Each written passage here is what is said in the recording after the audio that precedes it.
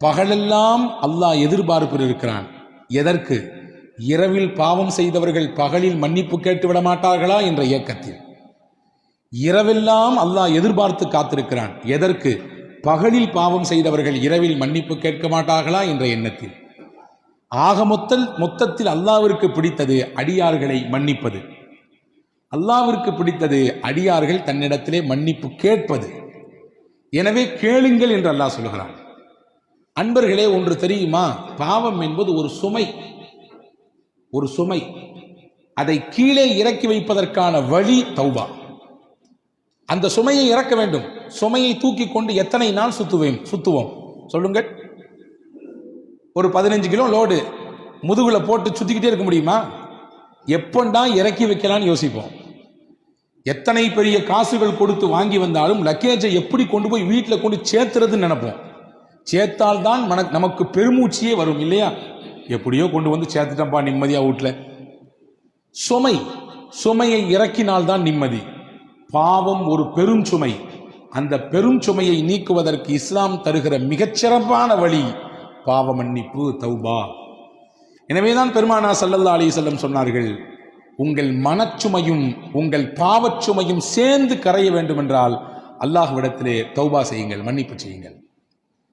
மன் லஸிமல் இஸ்திக்ஃபார், யார் பாவ மன்னிப்பை வளமையாக்கிக் கொள்கிறாரோ, அதை இறுக்கமாக பிடித்துக் கொள்கிறாரோ, ரப்பிடத்திலே பாவ மன்னிப்பு கேட்பதை விரும்புகிறாரோ, 3 பாக்கியத்தை அல்லாஹ் அவருக்கு தருவான்.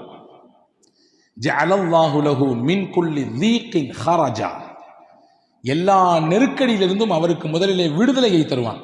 அவர் உலக ரீதியில் சந்தித்துக் கொண்டிருக்கக்கூடிய நெருக்கடிகள், மனக்குழப்பங்கள் எல்லாத்திலிருந்து முதல்ல அவருக்கு ரிலாக்ஸை கொடுப்பான்.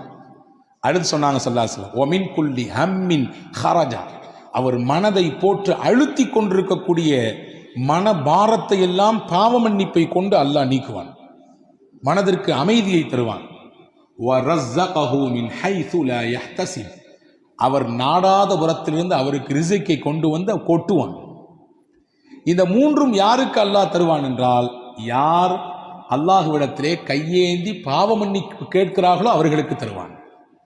நம்மிலே சிலர் நினைத்து கொண்டிருக்கிறோம், நாம் தான் நிறைய நன்மை செய்கிறோமே, நிறைய தொழுகிறோமே, நிறைய நோன்பு வைக்கிறோமே, நாம் ஜமாத்தையே விடுவதில்லையே, நாம் நீல அங்கி போட்டிருக்கிறோமே, நீல தாடிகள் வைத்திருக்கிறோமே, இது போதும், நாம் ஜெயித்து விடலாம் என்று.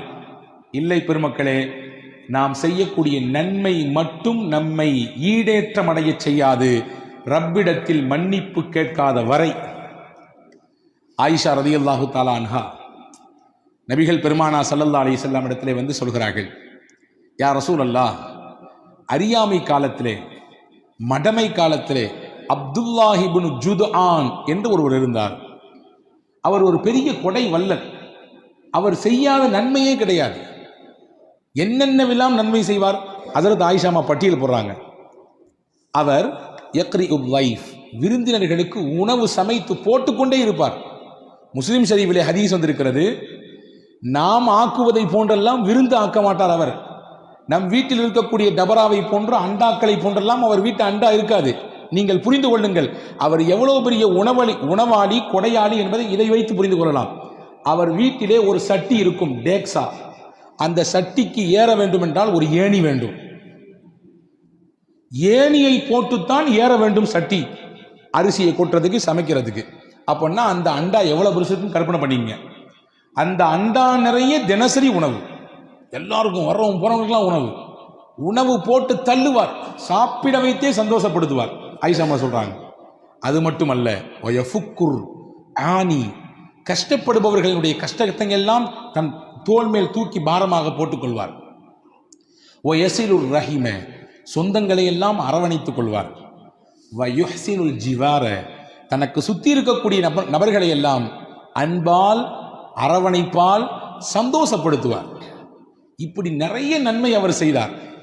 நானே அவருடைய நன்மையை பார்த்து புகழ்ந்திருக்கிறேன் அப்படின்னு சொல்லிட்டு ஆயிஷாமா கேட்டாங்க, யா ரசூலல்லாஹ், ஃபஹல் யன்ஃபஉஹு ذلك, இவர் நன்மையின் பல வாசல்களை அடைந்து செய்திருக்கிறார். இவர் செய்த நன்மையெல்லாம் அவருக்கு பலனளிக்குமா? அறியாமையில் காலத்தில் செய்த நன்மைகள் இதுவெல்லாம் இதுவெல்லாம் அவருக்கு பலனை கொடுக்குமா என்று கேட்டார்கள். ரசூலுல்லாஹ் சொன்னாங்க, லா, கொடுக்காதுன்றாங்க. எந்த புண்ணியமும் இல்லை, அவர் செய்த நன்மை எந்த பலனையும் தராது என்று சொல்லிவிட்டு காரணம் சொன்னார்கள். ஏன் அவர் செய்த நன்மை அவருக்கு நன்மையை அவருக்கு பலனை கொடுக்காது என்றால், லம் யகுல் யௌமன் கத்து வஃபி ரிவாயா மர்ரத்தன் கத்து, ஒரு நாள் கூட இல்லை, ஒரு தடவை கூட அவர் இறையிடத்திலே அல்லாஹும் மக்ஃபிர்லஹ், இறைவா என்னை மன்னித்து விடு என்று கேட்டதே கிடையாது.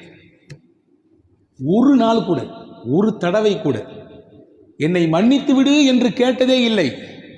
மன்னிப்பு கேட்காததினாலே அவர் செய்த நன்மை எவ்வளவு பெரிதாக இருந்தாலும் சரிதான், எந்த புண்ணியமும் இல்லை. சம்பட்டியை கொண்டு அடித்ததை போன்று இருக்கிறது நமக்கெல்லாம். நாம் நினைத்துக் கொண்டிருக்கிறோம் நன்மைகள் போதும், நாம் செய்யக்கூடிய பிரம்மாண்டமான நன்மைகள் இது போதும், நம்மை காப்பாற்றிவிடும். போதாது. ரசூலுல்லாஹ் சொல்றாங்க, போதாது. உங்களை அறியாமலேயே உங்கள் காலத்திலே ஏதாவது தவறுகள் பாவங்கள் நிகழ்ந்திருக்கும். நீங்கள் கடந்த காலத்தை நினைத்து உங்கள் ரப்பிடத்திலே இறைவா மன்னிப்பை கொடு, தௌபாவை கொடு என்று கேட்கவில்லை என்றால் நாம் செய்த நல்ல அமல்களால் எந்த புண்ணியமும் இல்லை என்பதை இந்த ஹதீஸ் நமக்கு எடுத்து எம்புகிறது. எனவே அன்பு பெருமக்களே, மன்னிப்பு கேட்பதற்கான நாட்கள் இது. அல்லாஹ்விடத்திலே கண்ணீர் விடுவதற்கான நாட்கள் இது. அல்லாஹ்வின் சன்னிதானத்திலே நம்முடைய குற்றங்களை குறைகளை எடுத்து காட்டக்கூடிய நாட்கள் இது. வேறு யார்ட்டையும் சொல்ல முடியாது, சொல்லவும் கூடாது. செய்த பாவத்தை சொல்லி பெருமைப்படக்கூடாது. பெருமைப்பட முடியுமா? நான் செய்த பாவத்தை உங்களிடத்திலே சொன்னால் காரி துப்புகிற சூழல் எல்லாம் ஏற்படும் இல்லையா? யாரிடத்திலும் சொல்ல முடியாது. ஆனால் படைத்தவனிடத்திலே நான் சொல்லலாம். என்னை படைத்தவனிடத்திலே நான் என் குற்றங்களை சொல்லலாம், நான் பட்டியலிடலாம். இதெல்லாம் செய்தேன் இறைவா, எனக்கும் உனக்கும் மட்டும்தான் தெரியும். அந்த ராத்திரி, அந்த பகல், அந்த நாட்கள், என் வாலிப நாட்கள், என்னுடைய நல்ல சுகபோகமாக இருந்த நாட்கள், நான் ஓஹோ என்று வாழ்ந்த நாட்கள், அப்பெல்லாம் நடந்த பாவங்கள் இது என்று பட்டியலிட்டு அல்லாஹ்விடத்திலே மன்னிப்பு கேட்கக்கூடிய நாட்கள். இதை தவறவிட்டால், இந்த மன்னிப்பை நாம் இந்த ரமதானில் பெறவில்லை என்றால், என்னை விட நம்மை விட நஷ்டத்திற்குரியவர் உலகத்தில் யாரும் இல்லை. வியாபாரத்திலும் தொழிலும் நஷ்டம் அடைவது நஷ்டம் அல்ல, அது நஷ்டம் அல்ல. உலகத்தில் நஷ்டம் அடைவதுதான் நஷ்டம். ரமலானை அடைந்து இதிலே மன்னிப்பை பெறவில்லை என்றால் அதுதான் நஷ்டம். அந்த நஷ்டத்தை நாம் பெற்றுவிடக் கூடாது என்று பெருமானா ஸல்லல்லாஹு அலைஹி வஸல்லம் எச்சரிக்கிறார்கள். எனவேதான் நபிகள் சொன்னார்கள், இன்னி அஸ்தக்ஃபிருல்லாஹ், ஒவ்வொரு நாளும் நான் இஸ்திக்பார் செய்கிறேன். ரசூலுல்லாஹ் சொல்கிறார்கள், நான் ரப்பிடத்திலே பாவ மன்னிப்பு தருகிறேன். 70 தடவை அல்லாஹ்விடத்திலே அஸ்தக்ஃபிருல்லாஹ் அஸ்தக்ஃபிருல்லாஹ் அஸ்தக்ஃபிருல்லாஹ், இறைவா உன்னிடத்திலே பாவ மன்னிப்பு தருகிறேன், என்னை மன்னி என்று நான் கேட்கிறேன் என்றார்கள் பெருமானார். நபிகள் கேட்க வேண்டிய அவசியம் என்ன? யக்ஃபிரு லக்கல்லாஹு மா தகத்தம மின் தம்பிக வ மா தஅக்கர், குர்ஆனின் வார்த்தை இது. உங்கள் முன்பின் பாவம் எல்லாம் மன்னிக்கப்பட்டவர்கள் நீங்கள், பாவமே இல்லாத பரிசுத்தவான் நீங்கள். அந்த பூமான் நபி ஸல்லல்லாஹு அலைஹி வஸல்லம் அவர்கள் ஒவ்வொரு நாளும் பாவ மன்னிப்பு கேட்டார்கள் என்றால், நாமெல்லாம் எம்மாத்திரம், நம் வாழ்க்கையே பாவத்தில் தான் உலர்ந்து கொண்டிருக்கிறது. அபூ ஹுரைரா ரலியல்லாஹு அன்ஹு சஹாபாக்கள் முதன்மையான சஹாபி, ஹதீதை அறிவித்ததிலே எக்கச்சக்கமான நபிமொழிகளை அறிவித்திருக்கிறார்கள். இன்னைக்கு நமக்கு கிடைக்கக்கூடிய ஹதீதுகளிலே பெரும்பாலும் கிடைத்தது அந்த வழித்தொடரிலே கடைசியில் நபிக்கு முன்னால் இருப்பது சையதுனா அபூ ஹுரைரா ரலியல்லாஹு அன்ஹு. அவங்க வரலாற்றில் எழுதுறாங்க, ஒரு நாளைக்கு 12,000 தடவை இஸ்திக்பார் செய்வாங்க. எத்தனைங்க? 12 இல்லை, 12,000 தடவை. நம்மால் ஒரு நாளைக்கு 100 தடவைக்கு மேலே செல்வதற்கு கூட கஷ்டம். அபூ ஹுரைரா ரலியல்லாஹு அன்ஹு என்ற மகத்தான சஹாபி ஒரு நாளைக்கு 12,000 முறை செய்திருக்கிறார்கள் என்றால், நீங்களும் நானும் எவ்வளவு தூரம் அல்லாஹ்விடத்திலே மன்னிப்பை கோர வேண்டும்? மன்னிப்புக்கான வழிகளை நிறைய மார்க்கம் சொல்லித் தருகிறது. இந்த காரியத்தை செய்தால் உங்களுக்கு மன்னிப்பு உண்டு. சமூக அக்கறையோடு சில நேரங்களிலே நாம் செயல்பட வேண்டும். அதுவே நம்முடைய பாவத்திற்கு மன்னிப்பாக பரிகாரமாக ஆகிவிடும். ஹதீஸிலே வந்திருக்கிறது. அலி இப்னு அபீ தாலிப் ரலியல்லாஹு அன்ஹு ஹதீஸை அறிவிப்பு செய்கிறாங்க. ரசூலுல்லாஹ் சொன்னாங்க, மன் கஸ்ஸல மையித்தன், எவர் ஒருவர் இறந்து போன ஒரு மையத்தை குளிப்பாட்டுகிறாரோ சொல்லிட்டு சொன்னாங்க. அடுத்து 2வது, வக்கஃபனஹு, அந்த இறந்த மையத்துக்கு கஃனிடுகிறாரோ. 3வது சொன்னாங்க, வஹன்னகஹு, அந்த இறந்து போன மையத்திற்கு அத்தர் பூசுகிறாரோ.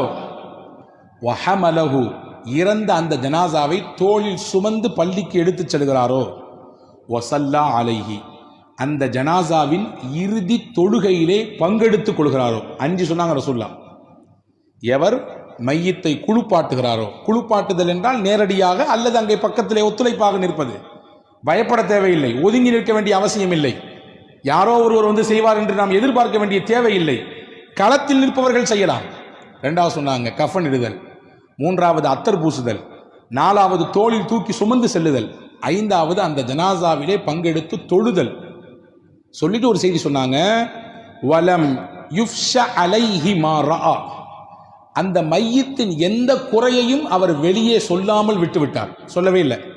இருக்கலாம் சில சமயங்களிலே முதுகிலே புண் இருந்திருக்கலாம், பெரிய கீறல் இருக்கலாம், ஏதாவது சில பார்க்கக்கூடாத சில விஷயங்களை அந்த மையத்தின் உடம்பிலே பார்த்திருக்கலாம்.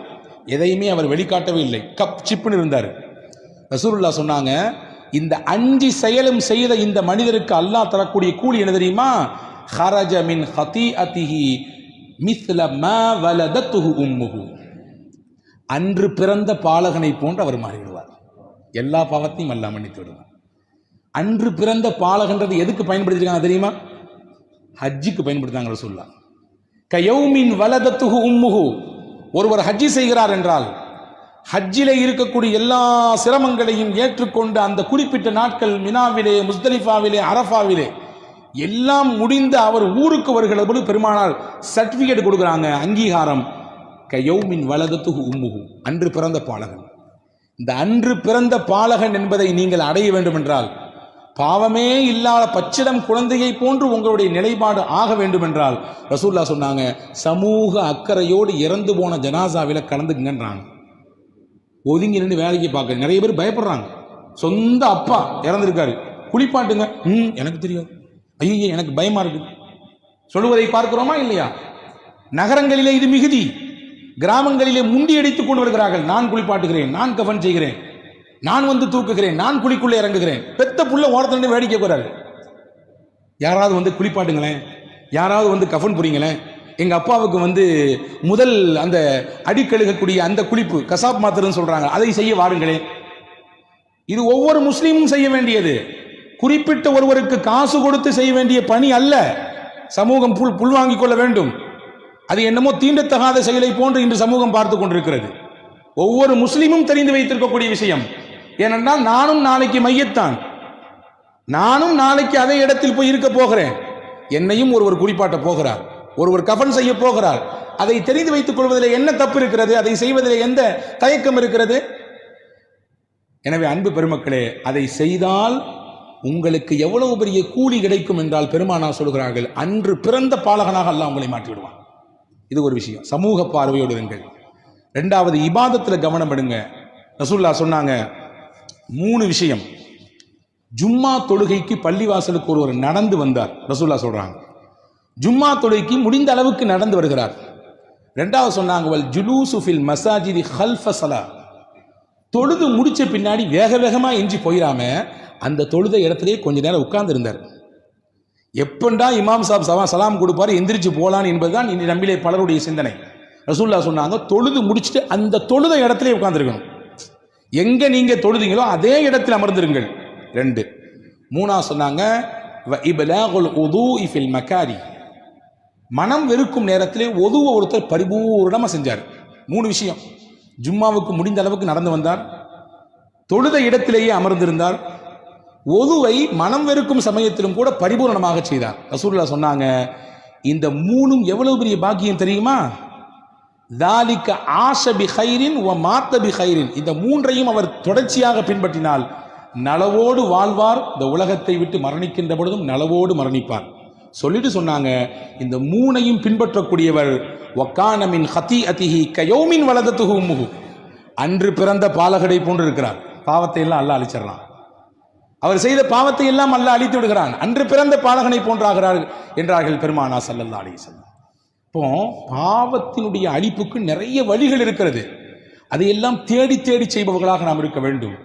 அதே போன்றுதான் ரமதானுடைய விஷயத்தை பற்றி பேசும் பொழுது சொன்னார்கள் பெருமானார் ஸல்லல்லாஹு அலைஹி வஸல்லம், மன் சாமஹு வ காமஹு ஈமானம் வஹ்திசாபா, இறை நம்பிக்கையோடு இறைவன் நன்மை தருவான் என்ற ஆதரவோடு, இந்த ரெண்டும் தான் நம்முடைய நோக்கமாக இருக்க வேண்டும். நம்முடைய தொழுகையில், நம்முடைய நோன்பில் இந்த ரெண்டை தாண்டி வேறு எந்த பார்வையும் தேவையில்லை.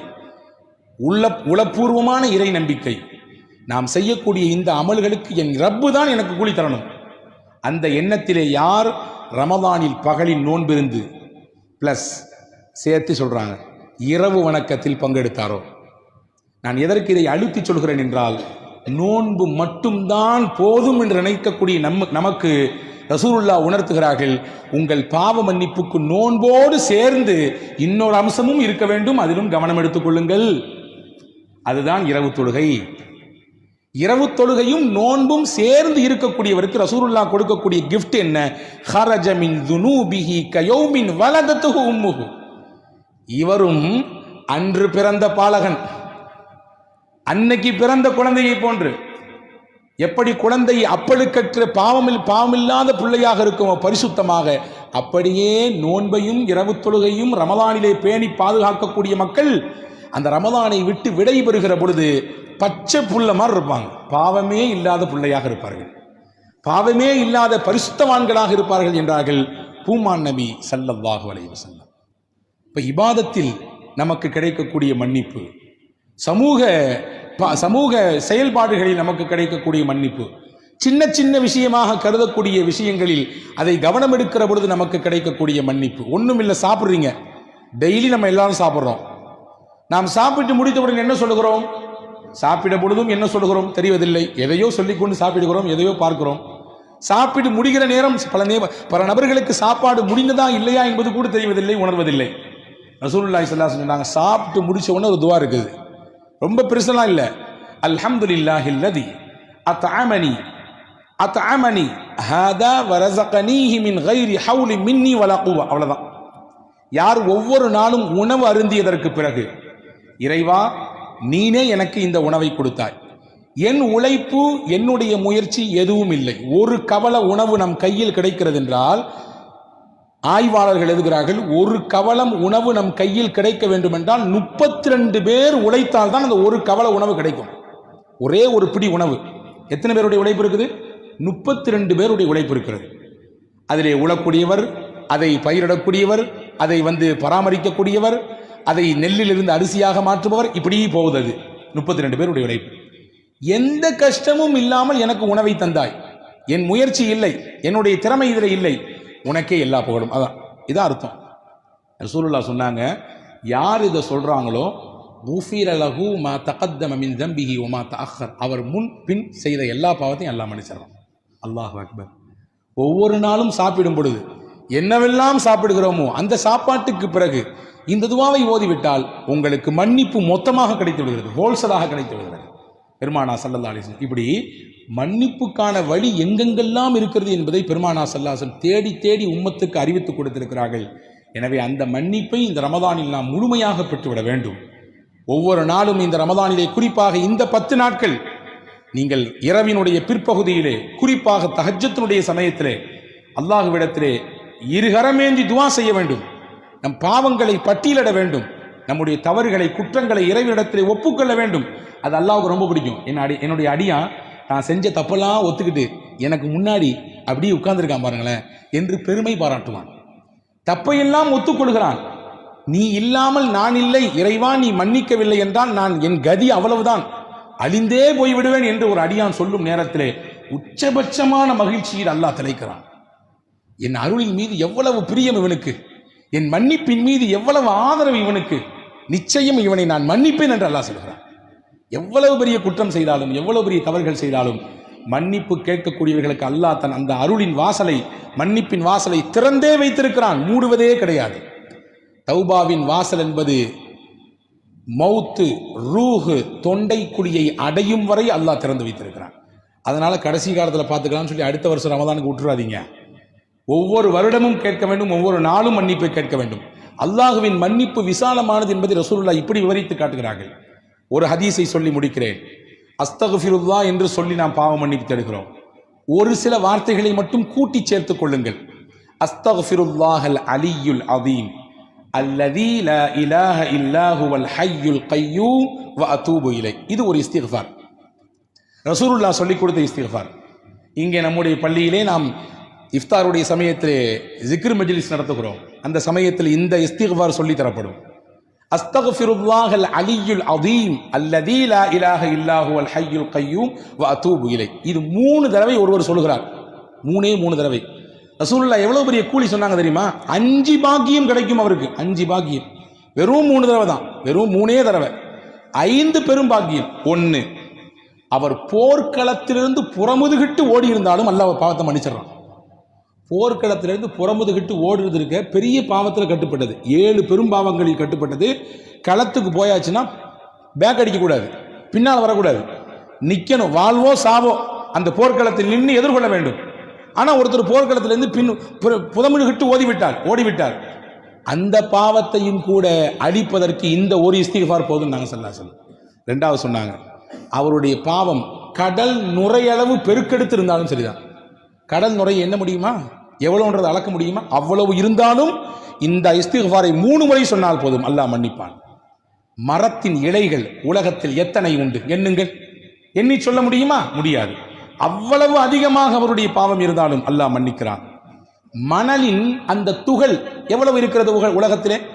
ஒரு கைப்பிடி மண்ணை எடுத்து இது எத்தனை துளிகள் இருக்கிறது எண்ணி என்று ஒரு கையிலே கொடுத்தால் என்ன முடியுமா? எண்ணி காட்ட முடியுமா? முடியாது. ஒட்டுமொத்த உலகத்தின் மண்ணின் துகள்கள் எவ்வளவு என்பதை கணக்கிட முடியாது. அவ்வளவு கணக்கிட முடியாத பாவத்தை, குற்றத்தை ஒருவர் செய்திருந்தாலும் இந்த இஸ்திக்ஃபாரை 3 முறை ஓதினால் போதும், அல்லாஹ் மன்னித்தரான். அடுத்து ஒரு முக்கியமான செய்தி சொன்னாங்க ரசூலுல்லாஹ். வாழ்நாள், உலகம் தோன்றிய நாளில் இருந்து உலக அழிவு நாள் வரை நாட்களின் எண்ணிக்கை எத்தனை? வாரத்தின் எண்ணிக்கையை கேட்டால் நாம் சொல்லுவோம், மாதத்தின் எண்ணிக்கையை கேட்டால் சொல்லுவோம், வருடத்தின் எண்ணிக்கையை கேட்டால் சொல்லுவோம். எங்க அத்தா எத்தனை வருஷம் வாழ்ந்தாருன்னு கேட்டா வருஷத்தை சொல்லுவோம், 63 வருஷம் வாழ்ந்தாருன்னு சொல்லி. உலகத்தினுடைய நாட்களின் எண்ணிக்கை எத்தனை நமக்கு தெரியுமா? ஆதம் அலைஹிஸ்ஸலாம் தோன்றிய நாளிலிருந்து உலக முடிவு நாள் வரை எத்தனை நாட்கள் இருக்கிறது தெரியாது, எண்ண முடியாது, சாத்தியமில்லை. ரசூலுல்லாஹ் சொன்னாங்க, எப்படி எண்ண முடியாத நாட்கள் உலக வாழ்நாளிலே இருக்கிறதோ அவ்வளவு எண்ண முடியாமல் ஒரு பாவத்தை வைத்திருந்தாலும் இந்த ஒரு இஸ்திக்ஃபார் 3 தடவை சொன்னால் அல்லாஹ் அவருடைய பாவத்தை எல்லாம் மன்னித்து விடுகிறார். சொல்லலாமா? இன்ஷா அல்லாஹ். அல்லாஹ் தௌஃபீக் செய்வானாக. இந்த புனிதமான ரமதானிலே, இந்த மக்ஃபிரத்தினுடைய பத்திலே அல்லாஹ் தன்னுடைய மன்னிப்பை பரிபூரணப்படுத்துவானாக. நம் எல்லோருக்கும் தன்னுடைய அருளையும் தன்னுடைய மன்னிப்பையும் கொடுத்து நம்மை அழகுபடுத்துவானாக, நம்மை தூய்மைப்படுத்துவானாக. எப்படி தங்கத்தை உருக்குகிற பொழுது அழுக்கெல்லாம் வெளியே வருகிறதோ, இப்படி நாம் நோன்பிருந்து நாம் செய்யக்கூடிய இபாதத்தை கொண்டு நம்மிடத்தில் தேங்கியிருக்கக்கூடிய பாவம் என்ற அழுக்கை எல்லாம் அல்லாஹ் நீக்கி விடுவானாக. தூய்மையானவர்களின் பட்டியலில் அல்லாஹ் சேர்த்துக் கொள்வானாக.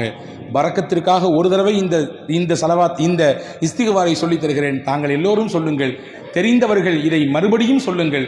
தெரியாதவர்கள் தேடி கண்டுபிடித்தாவது கேட்டாவது நீங்கள் சொல்லி வாருங்கள். ஒரு தடவை சொல்லுங்கள். அஸ்தக்ஃபிருல்லாஹ் அல் அலியுல் அதீம் அல்லதி லா இலாஹ இல்லா ஹுவல் அல் ஹய்யுல் அல் கய்யூம் வ அதூபு இலைஹி.